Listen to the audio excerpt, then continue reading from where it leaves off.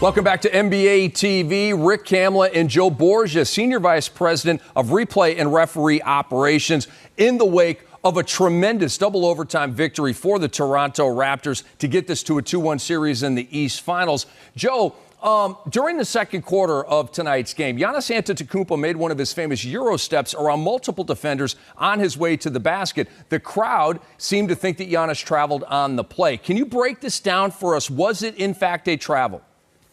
Yeah, Rick, this is a very close play. What it all depends on is when does Antetokounmpo gather the ball. And the gather is when he ends the dribble and has control of the ball. That is when he officially gathers it. So here's when he gathers the ball. His left foot's on the floor. That's 0. He takes a step to his right with his right foot. Step 1. And then he goes back to his left and steps with his left foot for step 2. So following the gather, a player is allowed 2 legal steps after the gather. So this is a legal 1-2 step. All right, Joe, we have one more for you. Great breakdown, by the way. The Bucks fans are pumping their fist, and Raptors fans are probably still shaking their head about it. But that happens on half the calls. Yeah, no question. We have one more for you. It looked like a pretty close call on the play where Giannis fouled out during double overtime. Can you walk us through what happened on that play? Yeah, this is another one, depending on who you're rooting for, what the call is.